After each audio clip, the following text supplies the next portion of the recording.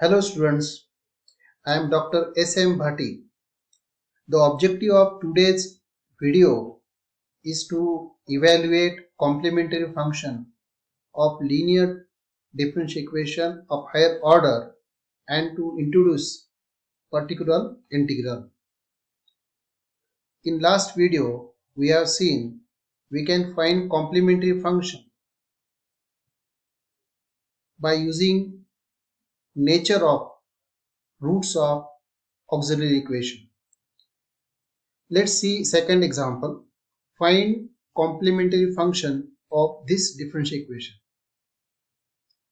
This is a linear differential equation with constant coefficient. Using the operator d for d by dx, we can write down like this. The first term is changed by d square y. Between these two terms, we can take y common. You can see that this equation has a type phi dy equal f of x. AE, that is the auxiliary equation, is phi d equals 0, that is d square minus 9 is 0, and 9 is written as 3 square, and apply the formula a square minus b square as a minus b, a plus b, and we obtain the two roots 3 and minus 3. Both are real and distinct, so we write CF as c1 e raised to 3x plus c2 e raised to minus 3x. Let's go to the third example. Find complementary function of this differential equation. Again, the differential equation has same type, and we write the equation in the form phi d y equal f of x. So phi d is here d square plus 9 and f of x is sin 3x. A is a phi d is 0, that is d square plus 9 is 0. 9 is written as 3 square, and apply the formula here a square plus b square as a minus ib, a plus ib, and here we obtain the roots as a plus minus 3i, that is 0 plus minus 3i. So nature of roots is distinct imaginary. The roots have a type alpha plus minus I beta. Alpha is 0 and beta is 3, and using the case number 3, we can write down here e raised to alpha x. Alpha is 0 here. In the bracket, c1 cos of beta x plus c2 sin of beta x. Beta is 3 here. And you know e raised to 0x became 1. So we obtain complementary function. Let's go to the fourth example. Find the complementary function of this differential equation. Again, you can see that derivative are present in the separate terms and their coefficients are constant. Right hand side is only function of x. The type is linear differential equation with constant coefficient. Using the operator capital D for d by dx, we can get this kind of equation, and here y is common for all terms in the left side, and here you can see that differential equation has a type phi dy is f of x. E became this. Among the three terms, d is common, and look at here. D square plus 4d plus 4 is nothing but d plus 2 whole square. So we obtain the roots. D is 0 and minus 2 minus 2. 0 is a distinct root, while minus 2 are real and repeated. So we write CF c1 e raised to this distinct root 0 into x plus, now for minus 2 real and repeated, we use next arbitrary constant. C1 is used here. Take next arbitrary constant c2 plus c3 into x in the bracket, and outside the bracket e raised to this repeated root minus 2 into x. You can observe that here we have three roots and we have used three arbitrary constants. Let's see the fifth example. Find the complementary function of this differential equation. The differential equation has a standard form phi dy is f of x. So a is a phi d is 0, that is d square plus 2d plus 5 equals 0. You can see that here we have to find the two numbers whose product is 5 and sum is 2. So we cannot find such integers whose product is 5 and sum is 2. That means direct factorization is not working. So compare this equation with ad square plus bd plus c. A became 1, b became 2 and c became 5u. And using standard formula here, roots are minus b plus minus b square minus 4ac divided by 2a. So here minus b is 2, plus minus under root of b square, that is 2 square, minus 4 into a into c. 4 is there, okay. A is 1 and c is 5. Divide by 2a. A is 1, so denominator 2 into 1. Here you will find in the root minus 16.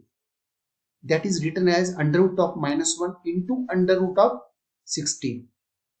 That means, under root of minus 1 is I, imaginary unit, and under root of 16 became 4.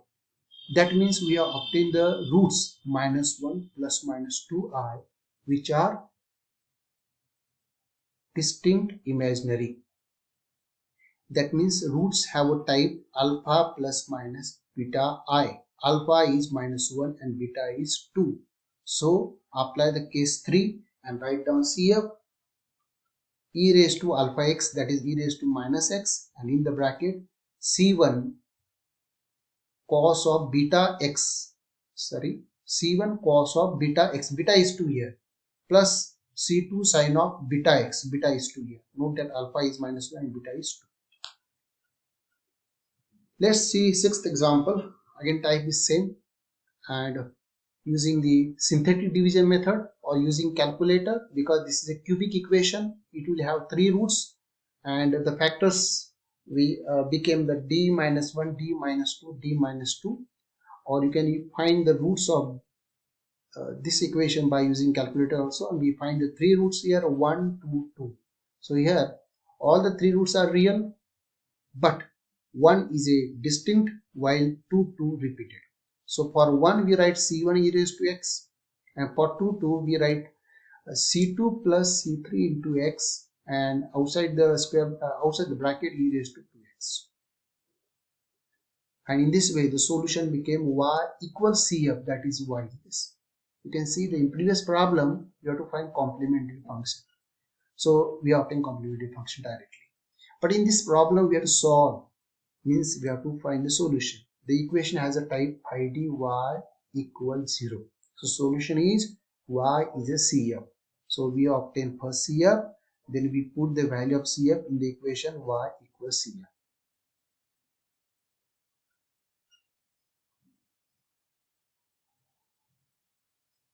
Let's see a very important definition, particular integral. Particular integral is the second part of the solution. Complementary function is the first part of the solution. So solution has 2 parts here. The first part is CF and second part is particular integral. So for linear differential equation with constant coefficient of the type phi dy equal f of x with t operator for d by dx, particular integral, that is pi, is defined as, so pi is equal to, we have an operator 1 over pi d, and this operator act on f of x. Note that f of x is the right hand side of differential equation. For example, if you consider this differential equation, it is in standard form, it is LD with double C. So applying this definition, we can write pi as a 1 over pi d. Pi d is here d square plus pi d plus 6, and this operator act on e raised to minus 4x, because fx is e raised to minus 4x. Now you must know this important property. If a and b are any two constant, then the operator 1 by pi d act on the bracket. In bracket we have constant into fx plus constant b into gx. Then you can split this quantity in 2 terms. A is constant, it will come out. The operator 1 by pi d act on fx plus b will come out, and the same operator 1 by pi d act on gx. Now we must see the very important definition, complete solution. For the differential equation of the type phi dy equal to f of x, which is a linear differential equation with constant coefficient, and the variables are y and x. Y depend on x, right? And d is the operator for d by dx. The complete solution, that is CS, is given by the formula y equal CF plus pi. This y occupies left hand side, and right hand side we have an addition of CF and pi. Already we have seen how to find CF, and let's see how to find pi. already we have seen a definition of pi. So let's see how to find pi. To find pi, we have to follow three methods here. The first method is shortcut method, and second method is general method, and third method is method of variation of parameter. So today we will start the shortcut method. Consider the same differential equation. That is phi dy equal f of x. Okay, d is the operator for d by dx. Let's see now shortcut method. It is very important method for finding pi. So see the important thing, we have to apply shortcut method if fx, that is right hand side of differential equation, has the following types or type. So we have to here total 6 types. Let's see the first type, when fx is e raised to ax, where a is any number or constant. So definition of pi is operator 1 by phi d act on f of x. For this case, for this type, f of x is simply e raised to ax. So what is method here? Simply put d is a in the denominator, and we must take care that phi of a should not be 0. That means this formula is valid if this phi of a is not equal to 0. What happens if phi of a is 0? Look at this note. If phi of a became 0, then you will find the situation 1 by 0, and you must know that 1 by 0 is infinite. 0 by 1 is 0, and 0 by 0 is an indeterminate. You must observe that we don't have any objection with 0 by 1. It is 0, no doubt. But 1 by 0 is infinite or infinity. So we must see in mathematics that 1 by 0 should not be arise. So to validate this formula, this step, we must make sure that this denominator phi of a must not be 0. By the way, if phi of a is 0, then above formula fails, and we have to use next formula, and that formula is pi equal, we write x, and we write a quantity 1 by phi dash of d. How to write 1 by phi dash of d? We know phi d.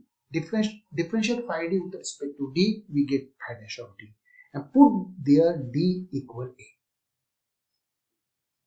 When you put d equal a, you can get phi dash of a, and this quantity, after this quantity, we have to write same function e raised to ax. Again, when this formula is valid, if the denominator phi dash of a is not equal to 0. Note that a is a coefficient of x here in the power, and e is a irrational number. Again, if phi dash of a is 0, then above formula also fails, and we have to use the next formula, that is pi equal x square, 1 by phi double dash of a, and this quantity is multiplied by e raised to ax. And when this formula is valid, if the denominator is non-zero. How to get the value of phi double dash of a? From phi d, you find second derivative phi double dash of d, put there d equal a. If phi double dash of a is 0, then above formula fails, and we have to use this next formula. Again, next formula is valid if the denominator is not equal to 0, and so on.